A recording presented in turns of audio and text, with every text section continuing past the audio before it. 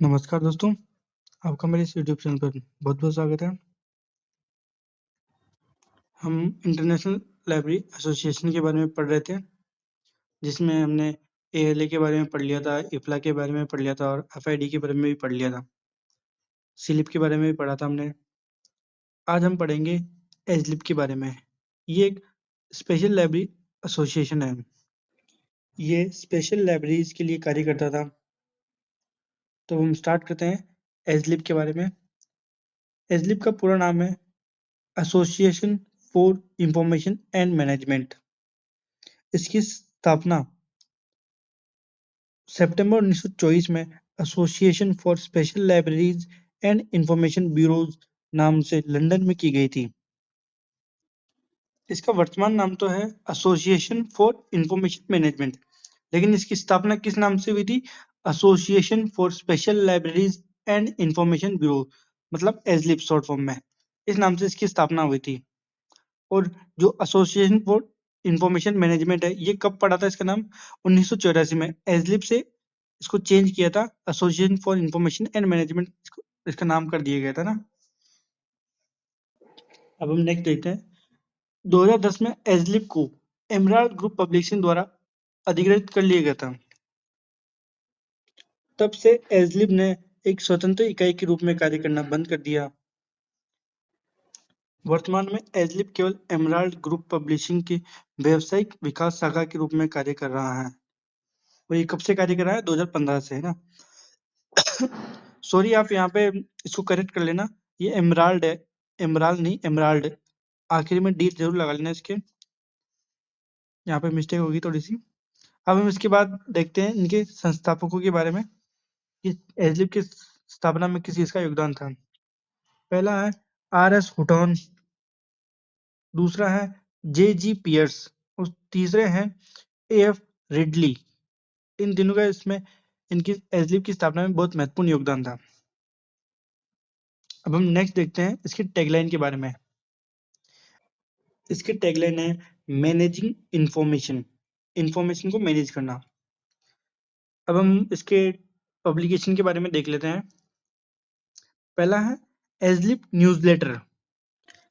इसकी स्थापना 1929 में हुई थी और ये त्रैमासिक था। इसका प्रकाशन त्रैमासिक होता था, परंतु वर्तमान में ये मंथली प्रकाशित हो रहा है। अब हम नेक्स्ट देखते हैं एजलिप जर्नल ऑफ इंफॉर्मेशन मैनेजमेंट। इसको शॉर्ट फॉर्म में एजिम भी कहते हैं। ये 2013 या 2014 से प्रकाशित हो रहा है। कई जगह पे 2013 मिलता है या कहीं जगह पे 2014 भी मिलता है इसका प्रकाशन वर्ष, तो आप ऑप्शन के अकॉर्डिंग देख लेना। ये इससे पूर्व एजलिप प्रोसीडिंग्स नाम से जाना जाता था और ये एजलिप प्रोसीडिंग्स नाम से 1949 से 2013 तक प्रकाशित हुआ था। ये 2013 से एजलिप जर्नल ऑफ इंफॉर्मेशन मैनेजमेंट एजिम नाम से प्रकाशित हो रहा है। ये 2 महीने में एक बार प्रकाशित होता है। ये पहले इसको पहले एजलिप प्रकाशित करता था और वर्तमान में अब कौन प्रकाशित कर रहा है? Emerald group publishing. अब हम देखते हैं इसके नेक्स्ट पब्लिकेशन के बारे में। ये है एजलिप बुक लिस्ट और ये 1935 से मंथली प्रकाशित हो रहा है। एजलिप बुक लिस्ट 1935 से मंथली प्रकाशित हो रहा है। इसका नेक्स्ट प्रकाशन है एजलिप इंफॉर्मेशन। एजलिप इंफॉर्मेशन मंथली प्रकाशित होता है। अब हम नेक्स्ट देखते हैं journal of documentation. Journal of documentation ये 1945 से 1946 तक क्वार्टरली प्रकाशित हुआ और ये 1996 से द्विमासिक प्रकाशित हो रहा है। स्टार्टिंग में जब इसकी स्थापना मतलब प्रकाशन स्टार्ट हुआ था 1945 से, तब तो ये क्वार्टरली प्रकाशित होता। ये कब कब तक क्वार्टरली प्रकाशित हुआ? 1996 तक ये क्वार्टरली प्रकाशित हुआ, 3 महीने में एक बार। परंतु ये 1996 से 2 महीने में एक बार प्रकाशित हो रहा है। और इसके प्रथम संपादक कौन थे? डेविड बाउडेन इसके पहले संपादक थे। ये भी पहले एजलिप द्वारा प्रकाशित होता था, परंतु वर्तमान में एमराल्ड पब्लिशिंग द्वारा प्रकाशित हो रहा है। इसका नेक्स्ट पब्लिकेशन है news of computers in libraries. ये क्वार्टरली प्रकाशित होता है। नेक्स्ट है ऑडियो विजुअल लाइब्रेरियनशिप। ये 1973 में प्रकाशित हुआ था। इसे एजलिब के ऑडियो विजुअल ग्रुप और लाइब्रेरी एसोसिएशन के ऑडियो विजुअल ग्रुप द्वारा 1973 में प्रकाशित किया गया था।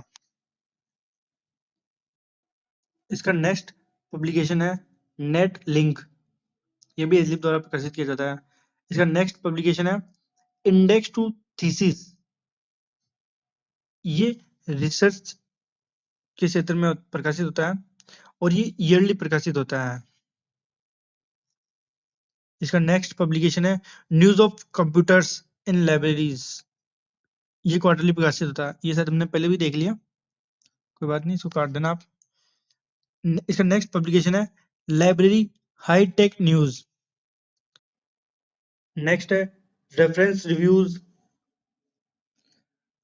नेक्स्ट प्रकाशन है Aslib Directory of Information Sources in UK, ये पहली बार 1928 में प्रकाशित हुआ था। इसका नेक्स्ट प्रकाशन है परफॉर्मेंस मेजरमेंट एंड मैट्रिक्स, और इसका नेक्स्ट प्रकाशन है रिकॉर्ड्स मैनेजमेंट जर्नल। ये इसके सारे प्रकाशन हो गए। एजलिब अपना प्रकाशन एमराल्ड और यूरोपा पब्लिकेशन द्वारा प्रकाशित करवाता है। जो एजलिब है वर्तमान में तब कार्यरत नहीं है, लेकिन ये अपना प्रकाशन एमराल्ड और यूरोपा पब्लिकेशन द्वारा प्रकाशित करवाता है। अब हम नेक्स्ट देखते हैं एजलिब माइक्रोफिल्म सर्विस। ये एजलिब द्वारा 1942 से 1945 तक दी गई थी। इसका उद्देश्य यूके और यूएसए के अधिकारियों को माइक्रोफिल्म कॉपिंग सर्विस देना था, और इसके डायरेक्टर थे लूसिया मोहली।